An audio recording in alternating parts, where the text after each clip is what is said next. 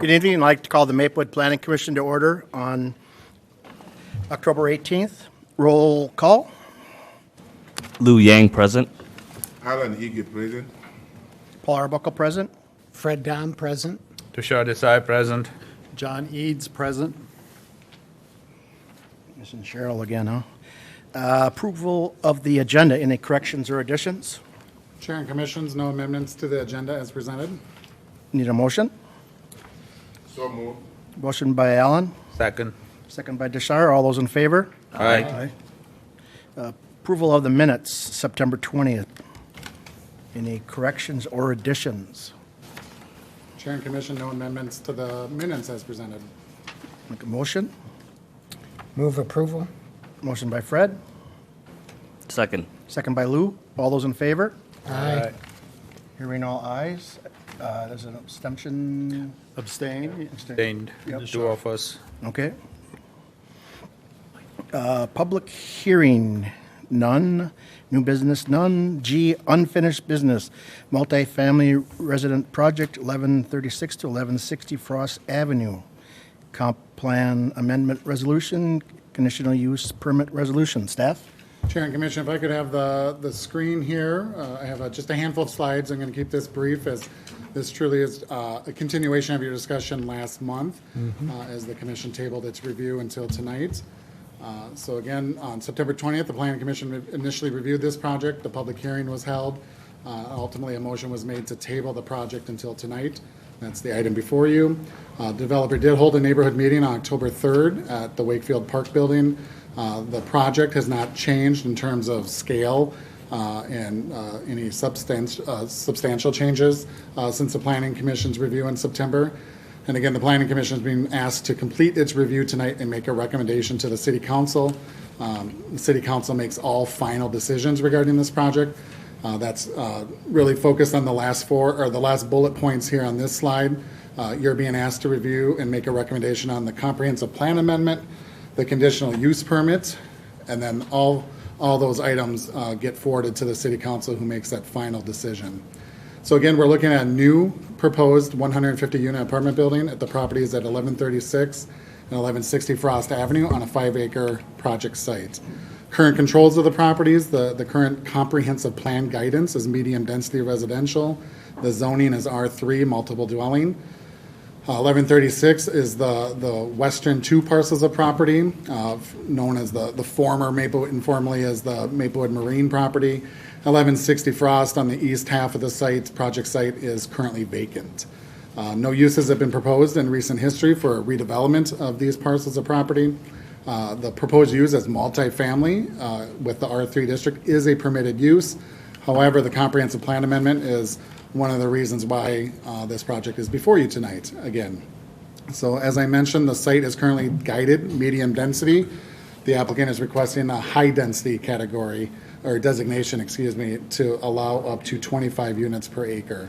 The code does incentivize underground parking, and in doing so, it allows the project to add additional square footage to the site. That's when all that works together to get to 150 units, which does meet the requirements of the high-density residential designation. As we mentioned in September, the city has considered comprehensive plan amendments in this neighborhood, just providing this for context. The 2040 plan, the maximum density of mixed-use neighborhood, high density, the areas to the northeast of this site. You can see part of those properties in the hatched area on this map in front of you went from 31 to 50 units. Conditional use permit. Buildings above 3 stories are not prohibited, but they're also not allowed by right. And so that's why the conditional use permit process is required, again, for anything 3 stories or above or 35 feet in height or above. The building is proposed as a flat roof building. Typically will be at that 56 foot 8 inches tall height. And multifamily buildings to the east, again, just providing context and scale, were approved as part of the Frost English redevelopment, are 51 feet tall. Question on the Minnesota State Statute 15.99, informally known as the 60-day rule. The initial 60-day review deadline was November 7th, 2022. Obviously, with the Planning Commission's tabling of the project in September, that deadline could not be met.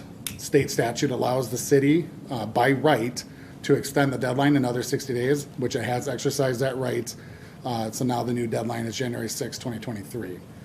Again, just an outline of process. City sent property owners in the neighborhood a survey, a letter for the public hearing last month, a letter for tonight's meeting, and an additional letter will be sent because the public vacation request, as you might have seen on the first couple of slides, requires a public hearing with the city council. Again, that's a state statute requirement. So there will be an additional public hearing held in November with the city council, and the same notifications will go out for that meeting. So again, recommendations tonight from the Planning Commission will be forwarded to the City Council, which has the sole authority to make those final decisions. So at this point, Planning Commission, Chair and Commission, I would hand it back to you. It's your meeting to direct what resources you need to make your recommendations. The applicant is present. The applicant has also brought additional exhibits showing the evolution of the site plan and a shade study, so showing how the building would interplay with sunlight and shading. It's at your direction what you would like to engage with, and so you can call the developer or whatever you would like to do at this point. So with that, Chair and Commission, I hand it back to you, and staff can answer any questions. Thank you, Michael.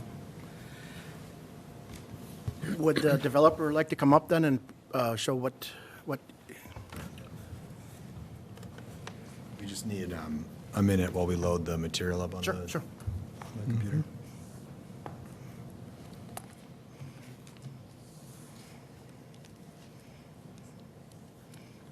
While that's coming up, I'll just reintroduce myself. My name is Ari Peretz. I represent Reuter Walton. We are the developer of the proposed project at 1136 and 1160 Frost Avenue. We are here in front of... I guess they can't quite hear you. We are here in front of you tonight to, I think, accomplish two things. Recap the community meeting that the commission asked that we hold in the aftermath of the last meeting in September, and also to share some new visual studies that the architectural team and we completed to help illustrate how this project fits into its surroundings, which we knew was an important interest of the neighborhood and of yourselves, and we're excited to share with you what we came up with. How did the public meeting go? Yeah, so it was 2 weeks ago on Monday, October 3rd. It was held at the Wakefield Community Center building. Roughly 40 to 50 people were in attendance, primarily from Phelan Place and adjacent streets, and then representatives from our project team. You can tell by the colorful signs behind me that we didn't convince everybody that this was a great project, and we understood that. You know, we went into the meeting hoping to come out of it with some productive changes, new ideas, things that we could incorporate into the project. And unfortunately, there weren't many of those that came up. You know, we spent some time going through the evolution of the site plan and the 8, 9, 10, 12 big picture changes we had made to the project throughout the evolution of the design. And I think that was instructive for folks to see and just to understand our thought process and how we worked through this evolution amongst ourselves and in conversations with the city. And at that point, we opened it up for questions and open dialogue. It really wasn't a presentation. It was a roundtable Q&A. And we spent a couple hours talking about all of the issues on people's minds, the big ones and smaller ones, trying to cover as much ground as we could. Like I alluded to, there was not some eureka moment that came out of it that's like, if we just did this, then we'd be able to make everybody happy. I wish that would have been the case, but it unfortunately wasn't. So we felt like we would illustrate to the commission things that we didn't get a chance to illustrate at our last meeting, specifically what that evolution of the design looked like, why it's important, and then some of these additional view studies that this is the first time that anybody's seen them. We just finished them yesterday, so this will be new for the neighborhood and new for you all too. What seems to be the major concern at the meeting? What was the But the outcomes? project is too big, That is the major concern at the meeting. as we understand it. Okay. You know, we heard from many folks present, and I'm sure some of them will share it with you again tonight, that strong interest and desire in holding to the medium density comp plan guidance, zoning guidance for the site.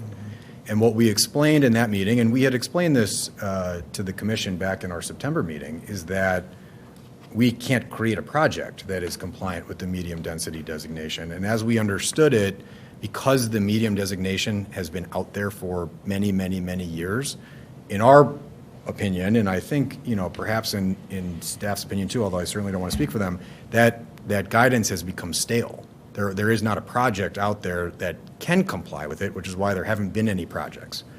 And the city-owned portion of the lot has been for sale for many years too, with nobody coming forward to do a medium-density project.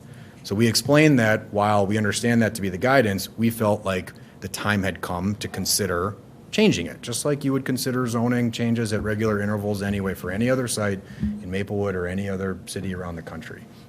There's not always a perfect alignment between comp plan designations and market realities. You could wait a year, you could wait 10 or 20 years. In this case, we felt like it had been long enough that it was a reasonable opportunity to say, how about going up one level? And not just go up one level for the sake of rezoning it and then hope someone comes. We're here in front of the commission and soon the council with a real project that we're ready to go and execute on with the purchase agreement with the city to buy this long vacant, underused, and blighted site. And I use the word blighted with a capital B, through the eligibility through the TIF process.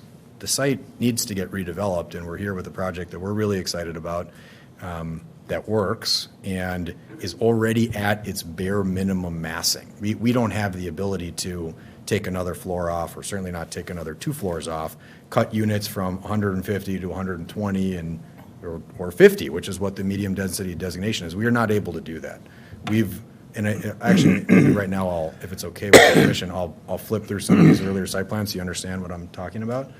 So, Michael, this is what you're looking at, by the way, is a slightly enhanced rendering of the Frost Avenue view. We filled in some of the details that weren't in some of our earlier ones, just with some additional landscaping and pedestrian activity to reflect what we feel is a truer representation of how this building will look and feel once it's done. And then if you advance to the next one, same thing here. The building fundamentally is the same as what you saw previously, but we've made some enhancements with landscaping and hardscaping around the site to add some more color. So what you now see, we're just for simplicity call this Scheme 1. And this scheme was from not quite a year ago. It was in February of this year. That has a very different site plan than what we have right now. It has an orientation with a U facing toward, you call it the neighborhood, and kind of a back facing the savannah without much buffer between the two. And, very significant surface parking lot and very, very long drive aisle. And as we studied this, we felt like this was not doing justice to the east or west side of the project. We really wanted to try to find the happy medium where we could put this building where it accomplished the goals of integrating nicely and warmly and thoughtfully with the savannah, and also providing the privacy and visual separation with the neighborhood to the west. So we took another crack at it. So Michael, if you advance to the next slide, this is roughly a few weeks later, and we just flipped it and said, how about this? And these site plans, I should also say, have a higher unit count than what we ended up with. This is in the mid to high 160s. And we still felt like this was not quite working. First of all, we really, after studying this, felt like this building was too close to the neighbors. And while it was strictly compliant with the 50-foot setback, we thought we could do better.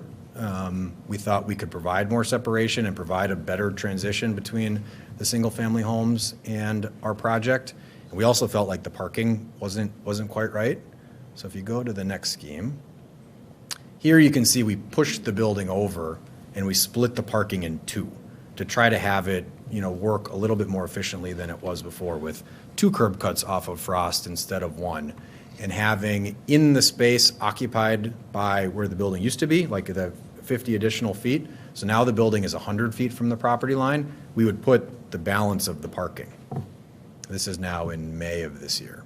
And we're studying, feeling like we are over-parked on this site.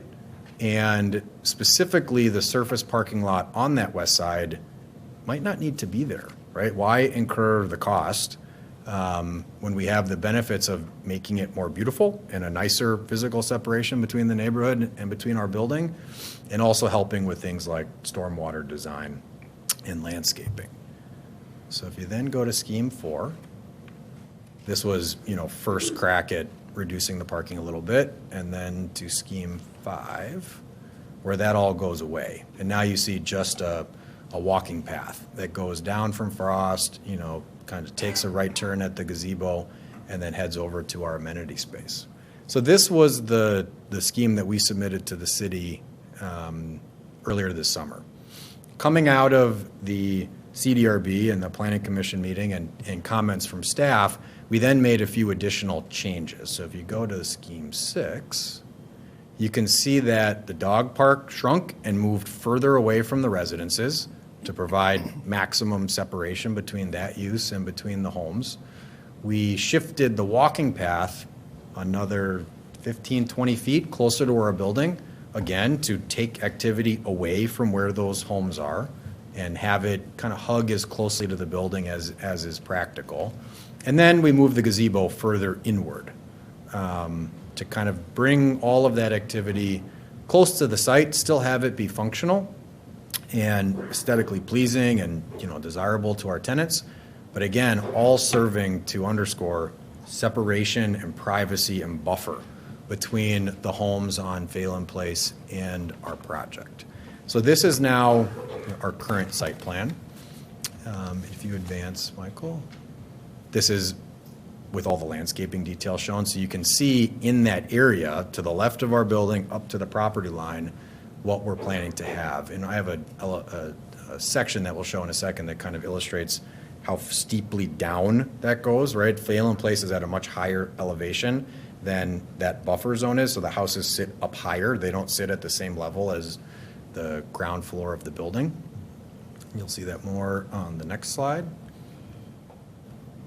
So I don't need to explain what you can see clearly in front of you, this kind of dip down from the homes and then the trees behind it that then goes back up to some landscaping, our walking path, and then our building.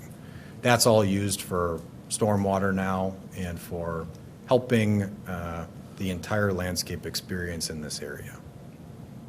What we then did is we said, let's hypothetically look at, I want to be really clear, a project that we cannot build. So I'm not proposing it. I want to make sure that that is really, really, really clear.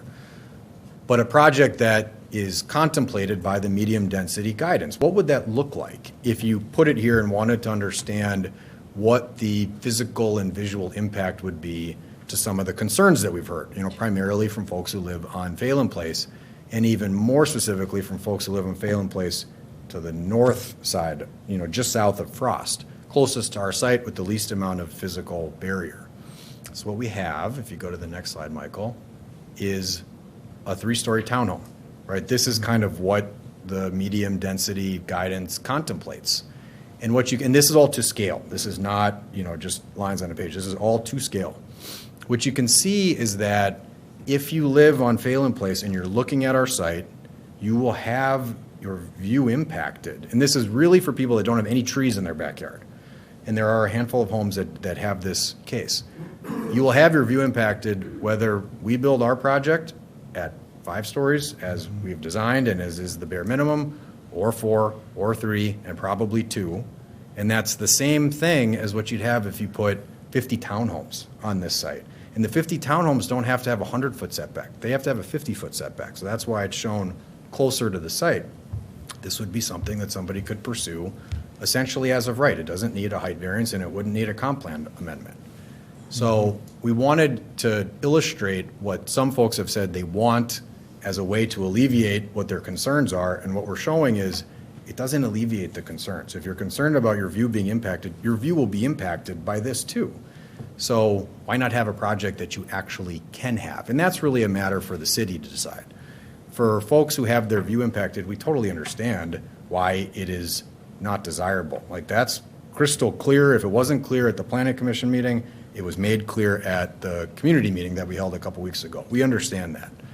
There's not much that we can do about it on that side of the project. We've already pulled the building as far away as we possibly can, and we've added as much landscaping as we possibly can, And even if you did a 3-story townhome, you still have the same issues. So here's what some of those things look like. This is now setting the townhome aside and just putting our building in context. So if you advance a slide, Michael, this is from, the north side of Phelan Place, looking in toward our site. This is today on Google Street View, what you would see if you're standing on the street. And then go to the next slide. There's our building in the background. And that's to scale. It's not 100% accurate. It's in the 90s% accurate. It's to the best of the modeling abilities that we have with the technology that we have. It's pretty close. And you could see from the tops of those buildings, it looks like it's about at the top of the proposed building that we have. And we have a few other examples of this if you go to the next slide, Michael. Here's now going a little bit further south, right? You can see where the trees start on the right-hand side of the screen. That's the end of the 4 homes that don't have this tree buffer in their backyard. So here's kind of looking at it from that southern corner today, and then the next slide with the building. And then if you go further south, where the majority of folks who live on Phelan Place live, this is today. This is with the building. And then we actually went around the corner on the south side of the site where there's kind of a dead-end street that could be a trail connection, which you can go and take a picture at. So if you go to the next one. Oh, actually, before we do that, this is even a little bit further south, where you can see all the tree cover now. This is south of the first 4 homes that are closest to Frost. This is today, and then go to the next slide, Michael. This is with the building. You can't see the building at all. It's completely obscured by all of the trees.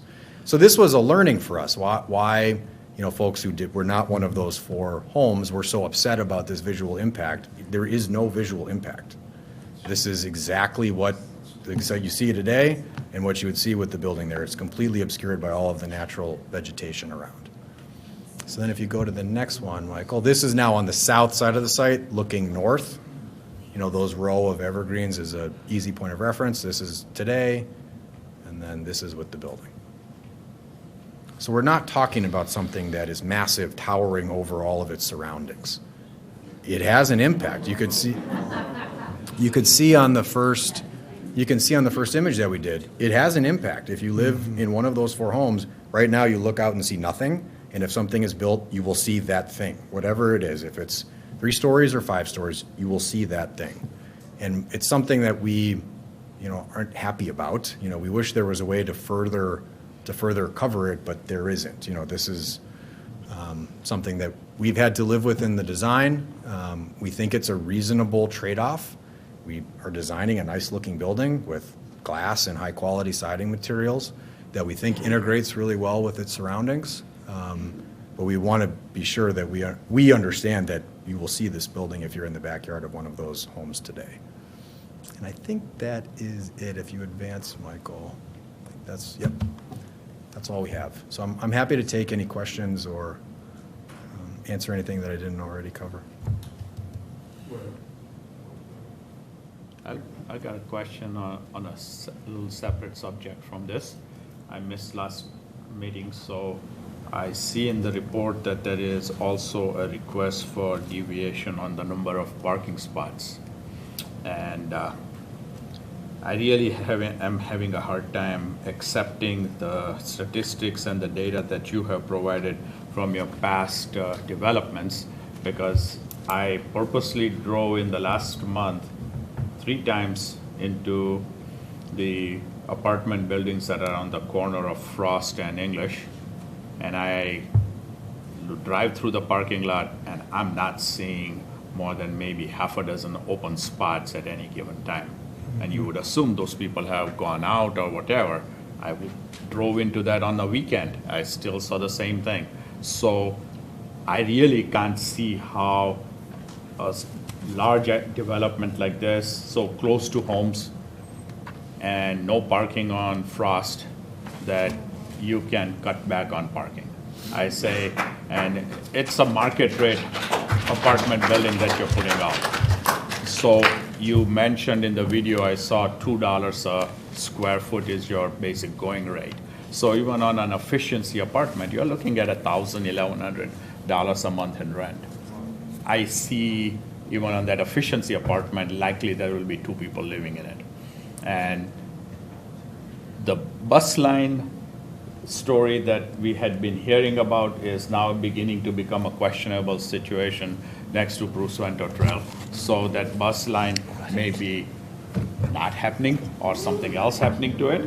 And so you look at that situation and I'm saying, hey, parking is a must. As that other building shows to me in real time that there is a need for adequate parking.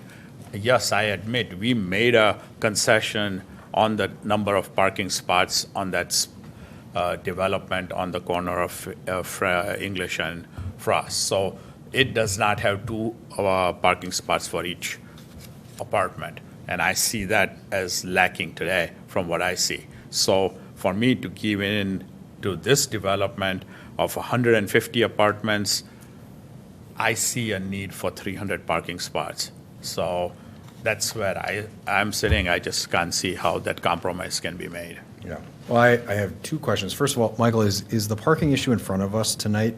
Or I understood that to be a council item. Is that in front of us tonight? Chair and Commission, I would say it does relate to the overall conversation.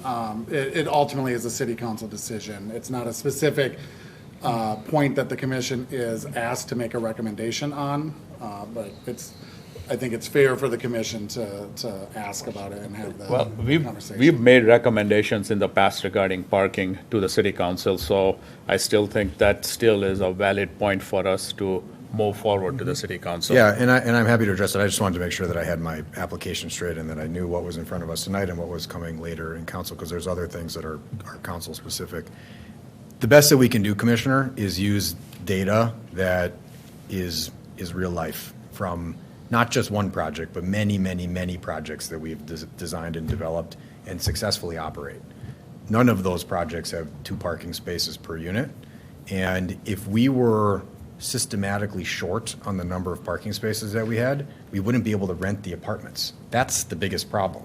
So the efficiency that you mentioned at $1,100 a month or $1,200 a month, if all of those commanded 2 spaces, otherwise they wouldn't be rented, our projects wouldn't be successful.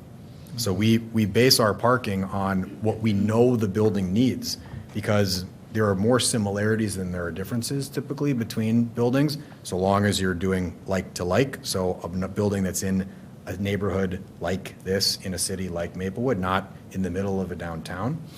And we know that this number is correct. And we've, beyond that, baked in a buffer of roughly between 20 and 30 parking spaces that's flex, available for visitors. So we don't park the demand exactly to what we think the need is going to be. We add a little bit of buffer, and we've done so here. It doesn't do us any good or the city any good, for sure not the neighborhood any good, to build excess pavement on a site like this that can use the landscaping, can use the stormwater treatment. It's cost that has to be covered in other parts of the project that ends up not yielding any benefit. So we work really hard to design just the right amount of parking. It has flex because you need to be able to account for the variability. That's always going to be there, but it's not too much. Because if it's too much, it means that we're making sacrifices on other parts of the project that are going to have it suffer overall. And ultimately, we are the ones who pay if we get the number wrong, because we're not going to be able to lease the apartments. And if we can't lease the apartments, we've got bigger problems. So we spend a lot of time because we have to invest a lot of money in making sure that that number is correct. And we feel that it's appropriate for this project. But I understand your concern. If the project across the street typically has a full parking spot, I would say maybe they're pretty close to what their actual demand is, because they don't feel the need to have a bunch of empty spaces all the time. I want to allude to what you have said. What he's saying is that in planning, in physical planning, everything is connected to everything. We are looking at an area now and the resources that are available. So we are not looking at the unit by itself, but the surrounding of the unit itself. When you are having your narrative over there, I don't think, to the best of my knowledge, I don't think we had that oh, that neighborhood in the past were crying for not developing or redeveloping that site, because you sounded over to me that, oh, here we are, we want to develop this site now, you should be happy and welcome us and all that stuff. That was not the case, you know. So for our own job, the development and redevelopment of that place will have to comply with the zoning and what is in there. What happened is that with all that you have said, I think I read something about the guidance for that particular neighborhood, which is, what do you call it? Huh? The Savannah. Savannah, you know, those 9 points, those 9 bullets, I don't see those 9 bullets reflected in your design. Because those 9 bullets were created, they come into concession at that time years ago to be able to reflect the future of that place, which is more or less transferred into the comprehensive plan. You know, so there's so much difference between medium development and high density. What you are talking about is just going around. What he was talking about, first of all, parking or no parking, it has to be complementary to the height or to the, you know what I'm saying? So, first of all, the square footage of the building that you want to is what determine the parkings and all that stuff. So I think we need to talk about the determination of the building, the square footage that you want to cover and all that stuff. Before we talk, we were asking the staff if parking was part of the discussion. Of course, it's a building, it's a new development, it's a redevelopment. People are going to park, just as people are going to live there. I mean, that is standard. There is no magic around that. So that is where I'm coming from, that I don't know if you guys have taken those 9 bullets into consideration. In fact, for the CUP too, I think there are some dots, there are some notes in the packet for the CUP, for the conditional use permit, that needs to be adhered to for the development of that area by the city council years ago. I don't see that reflected in your narrative either. So if you have used some of those things as guides, you know, for your design and development and taken the residents in that area into consideration, or the landscape or the topography of that area, I think it will have done you a little bit of help in designing, coming up with this. So people will know, you will have blended. Again, and then your last narrative that you were talking about, I'm not sure if you are referring to the 3 stories versus the 5 stories, you know, in terms of the, you know, ballpoint eye view and all that stuff, because it seems to be mixed together with me that, oh, there is nothing, they cannot see anything because of the trees and all that stuff and whatnot, you know. And again, I would say that maybe for your guidance, maybe you should drive through that place at night and see what it looks like, you know. It's a very good thing to do that. I mean, I did that when I was in the profession, you know. At night, you see the night, what it looks like at night versus the day, and then you look at the land itself and what can be done over there. So that is what I have for you for now. Mr. Chair, do we need any more input from them? Because there is no public hearing, so then we need to discuss internally. Yeah, it can be, but I don't think we need to go down that path. Because we're just gonna get the same reaction as last time. Exactly, right. Right. Yeah. I got a question for staff. So we can, Mike, I've got a question for staff. Are you recommending that this project go forward? Chair and Commission, the staff's recommendation has not changed since last meeting. And I don't remember what that was, so that's what I'm, Yeah, as it was stated in Okay. the staff Okay. report in the package. Just wanted to make yeah, sure. It's for approval. okay. I do want to say, Commissioner, that your point is well taken about very clearly, potentially going point by point about the Gladstone, Savannah guiding principles, which we've seen and have thought about. That was not news to us, but at the last meeting, we have seen and thought about them. I think for the city council meeting, we'll put together an exhibit that goes point by point about how we feel that we have met the spirit of those guiding principles. Certainly, we have not met all of them. I don't want to be disingenuous. If the plan is calling for medium density, we're clearly calling for high density. There's going to be an incongruency there. We understand that. But I think about things like trail connections and housing diversity and providing new opportunities for people to experience this area that cannot experience it today because there's only so many homes in this area. Very few of them ever come available for sale. So how do you make this rich community asset more accessible to more people?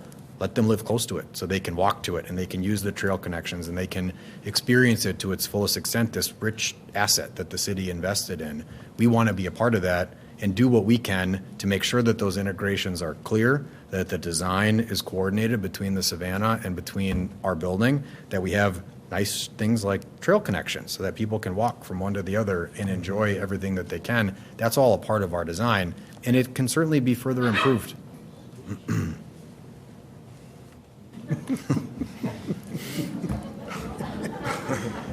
Don't get me wrong. I'm not attacking this project. What you have just alluded to now, English Frost development is not full yet, you know. They still need to be completed. There is a new proposal coming behind over there on the East Shore that, you know, that we approved. You know, that is another apartment. It's not 5-story. It's at the corner over there. So we have some development in that area. And for your information, if this kind of stuff is going to take place, we just approved the forms for the north end of Minneapolis. You know about that, right? Mm-hmm. So that is a very good place for you. You know, we're talking about the development of downtown, talking about lands that are underused and stuff like that. That is the area I think the city wants to focus to do. I'm not talking about your project, no. I'm just giving you the view if I were in your position or your company and stuff like that. So there are developments.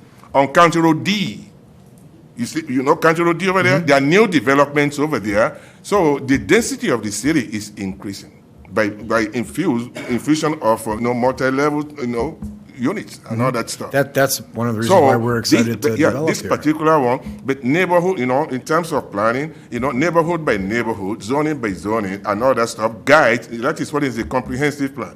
You know that across from this is a high-density development. Just across the street from here. Mixed use, right? Yeah. Mixed use, yeah. Yeah, high density. So if this were to have been across Frost, on the north side of Frost, I don't think we'd be having this conversation. You see what I'm saying? I absolutely do, and we understood the fact that the city owned this site for years, and agreed to sell it to us to develop a housing building. I think this was over a year ago. I think it was in June of 2021. That was all clear. It wasn't, we don't actually want any housing here, but we'll sell it to you anyway. It was, we'll sell it to you so that you can build housing on it. It's city-owned, so that was all. It's a unique feature of this project. Most of the projects we do, we're not buying the land from the city. In this case, we were. So there was an alignment of interests from day one about how this project could go and what it would be used for and how many units we would need in order to be able to effectuate the sale. And that's, a year and a half of planning and some big pivots along the way. That's how we arrived here. But it wasn't we were going to do something else, or maybe housing would be more appropriate in another part of the city. It was very clear that the city was interested in housing here. They own the site. They wanted to sell it for a housing project. Do you own the property, or is it under a purchase agreement? It's under purchase agreement. Okay. In regards to the resolution, you mentioned that was in June of 2021.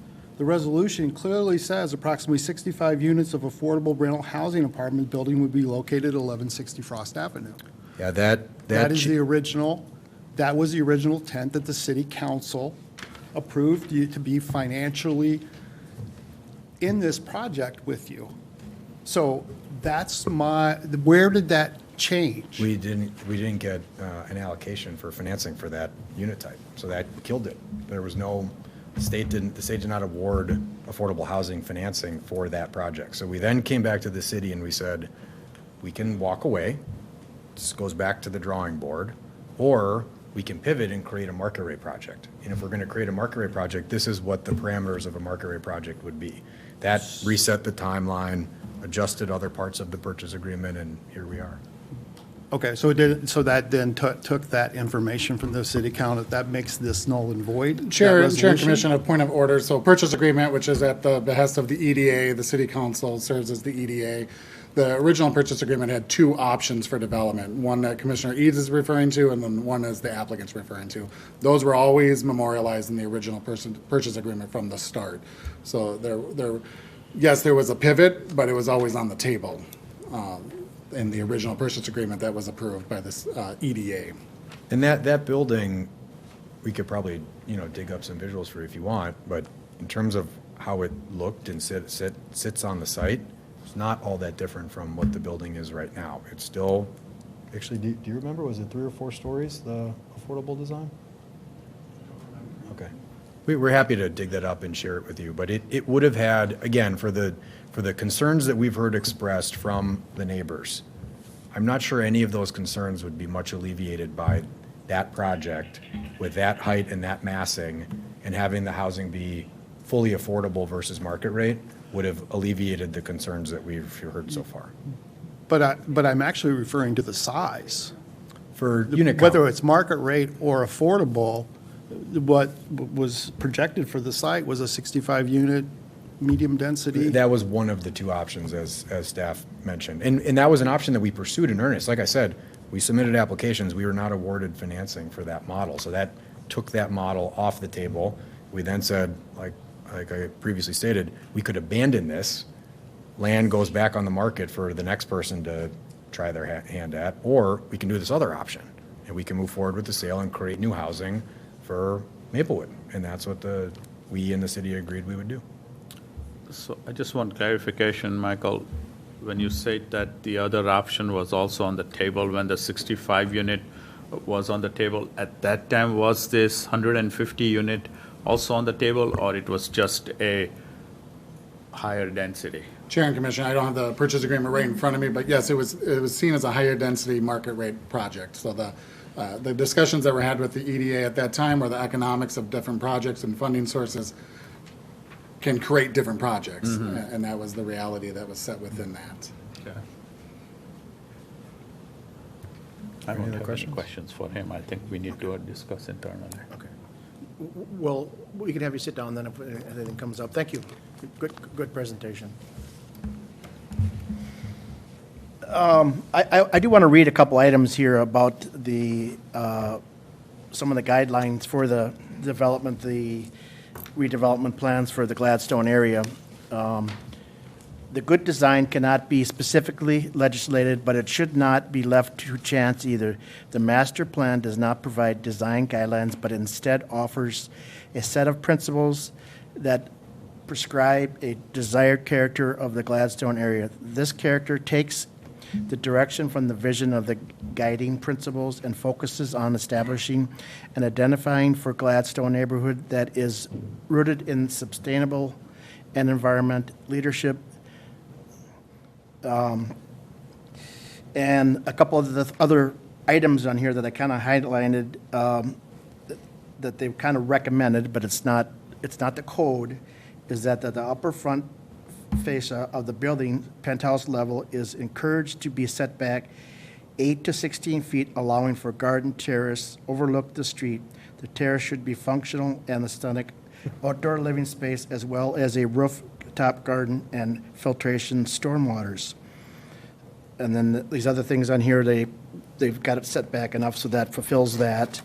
And it says that the master plan suggests that a mild-density resident development pattern consists of an attractive side-by-side or 2-story multifamily housing types.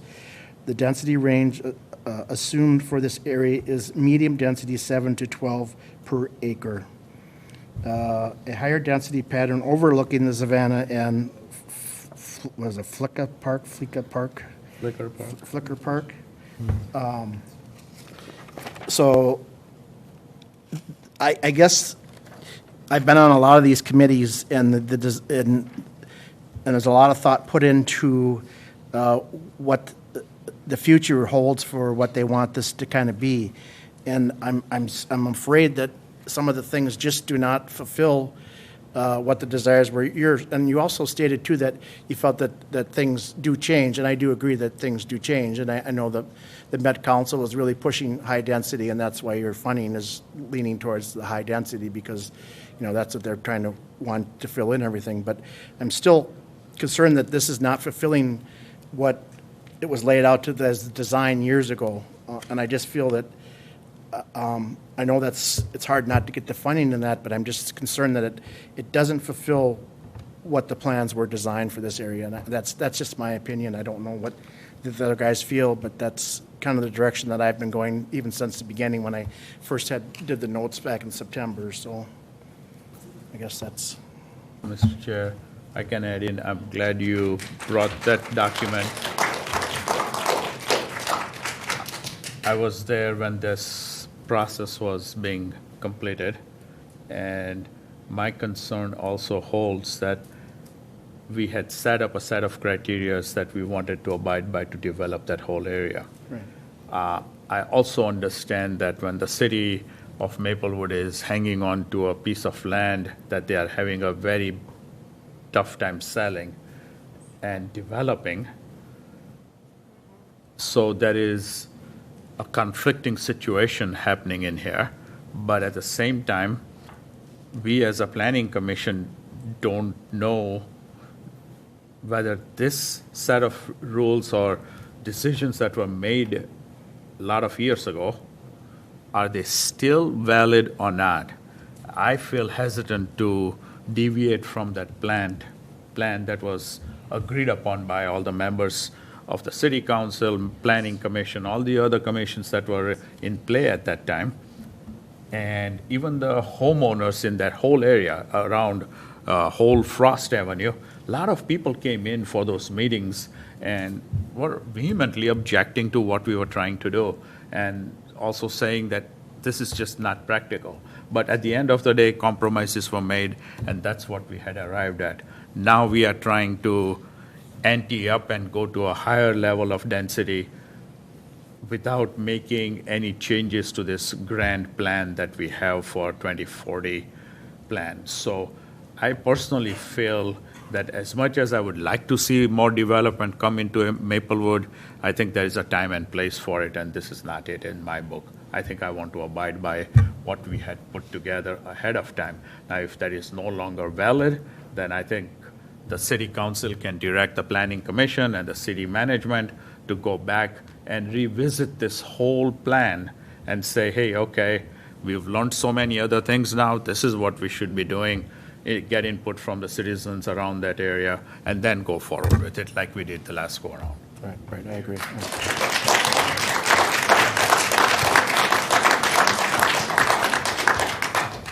I would like to say that in addition to that, under the conditional use permit resolution, section 2.02, the general condition use permit standard, and this is referring to the city council now, maintain that the city council should, the use be located, designed, maintained, constructed, and operated to be in conformity with the city comprehensive plan and code of ordinances. The use would not change the existing or planned character of the surrounding area. Those were the things, resolution by the city council years ago that way. And this is under the conditional use permit. The use will not involve any activity process. I mean, these are the guidance, you know what I'm saying, that I was talking to him about, that if you have gone this, and I don't think that the city sold the land to you on a condition, or there is no condition, you know, that certain number of stories or buildings should be built over here and all that stuff. That is your own decision. So the city sold the land to you unconditionally. It's what is going on over there that we are concerned about. You know, my concern is we can plan anything we want, and we can lay it out, and we can spend an inordinate amount of time doing it, but unless we plan, unless we pay attention to the market, what is actually possible, what is actually feasible, what can we finance? And then we look at the property and see how distressed it is, and I'm afraid it's going to be sitting there for a few more years. So I can understand both sides of this. I'm a little bit undecided yet as to which way I would go on it, but Yeah, I agree that it's going to look, it's a dump there. Yeah, it'd be nice to have a nice building there, but I don't know that we should compromise just to get a nice-looking building there either. I mean, I hate to not have this building there. I mean, it would be a nice building, but it just doesn't fit in the character of the buildings that we approved. So, no. Go ahead, Lou. Yeah. No, I've just got to echo what I said last month. It was, for the 2040 plan, it was considered medium density for the protection of that neighborhood as well. So I've got to, that's what's kind of leading at the forefront for my opinion. So.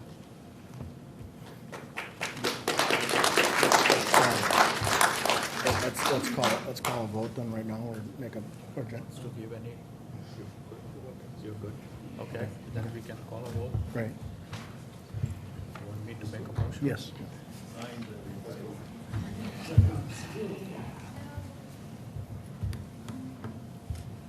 Making a motion not to approve an amendment to the 2040 Comprehensive Plan's future lane use map to guide the project properties from medium-density residential to high-density residential.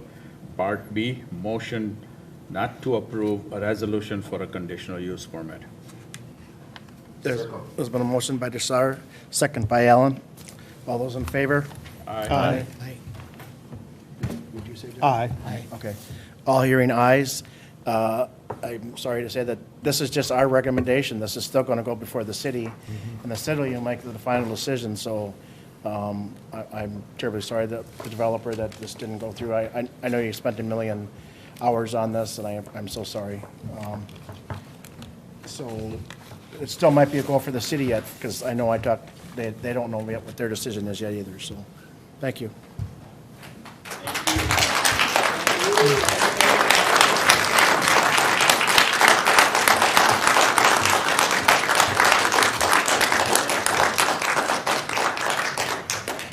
I do want to add one additional thing. Even though everybody, I'm sorry I didn't answer any of my phone messages. I don't listen to my phone. If you left a message, I didn't get that. But we didn't make our determination by all you people coming here and your comments and that. I think it was, we have a set of standard rules that we kind of go off of, and that's kind of how we made our decision. So, in the future, if it doesn't always go good that because you are protesting, that's going to mean a favoritism. So it's just because of what we figured on our own. So thank you.